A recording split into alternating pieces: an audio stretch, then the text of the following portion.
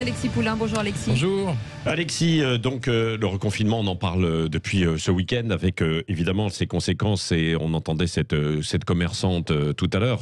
Voilà, le danger, il est pour les petits commerces, hein, bien sûr, quoi. Oui, parce que de reconfinement, il n'y a pas en fait. Il y a une fermeture des petits commerces, un sabordage volontaire organisé par le gouvernement pour que ces commerces ferment. On a eu déjà, on l'a vu, hein, les bars et les restaurants montrés du doigt comme étant les lieux horribles, hein, où le virus se serait transmis plus qu'ailleurs.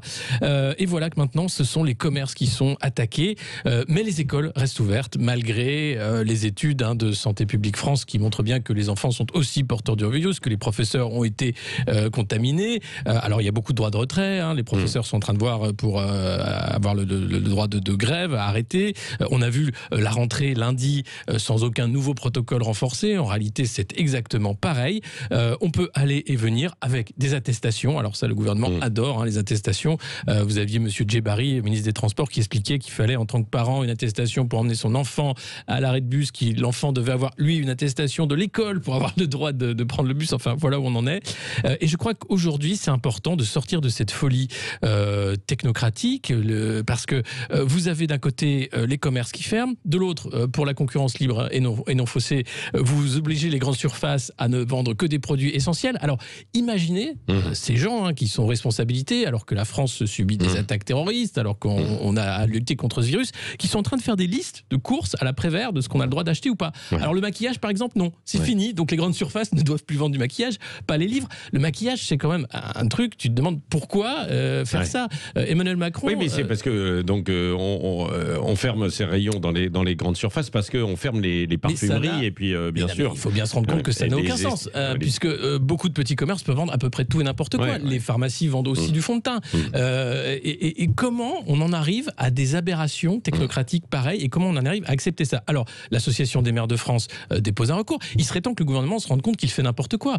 Parce que ça fera pas de mal de dire, bon, ça ne sert à rien, c'est pas comme ça qu'on va lutter contre ce virus. Je pense que là, on est simplement en train de... Que faire quand même? Parce que c'est... Alors, soit on est sérieux et on fait un confinement comme on l'a fait la première fois, c'est-à-dire total, global, sur une quinzaine de jours, en disant, et on verra les chiffres. Et puis, parce que là, il s'agit d'aider les soignants. Parce que la réalité du virus, elle est là, 416 morts. Oui, mais on dit que l'économie risquerait de s'effondrer. Mais qu'est-ce qu'on fait là à part tuer l'économie des petits commerces? Eux, ils sont laissés de côté sur le bas-côté de la route. Parce que vous avez Bruno Le Maire, qui ne fera pas une seconde ce qu'il dit, qui explique qu'on va sortir 15 milliards d'euros pour aider ces commerces, mais ça ne durera pas. Ça ne durera pas. Et puis même, c'est une saison où les gens font des achats. Vous sortez à peine d'un confinement, on commençait à peine à retrouver une vie quasiment normale, loin de là, mais au moins d'aller dans les commerces, de reprendre des habitudes. Là, vous cassez l'économie pour des mois et des mois, sachant que ce confinement, c'est 4 semaines reconductibles. Parce qu'on ne veut surtout pas dire en lieu que Noël pourrait se passer sous confinement et que le jour de l'an, oubliez les fêtes entre amis. Donc, on en est là à continuer des mesures qui n'ont aucun sens, ni économique, ni sanitaire, je crois.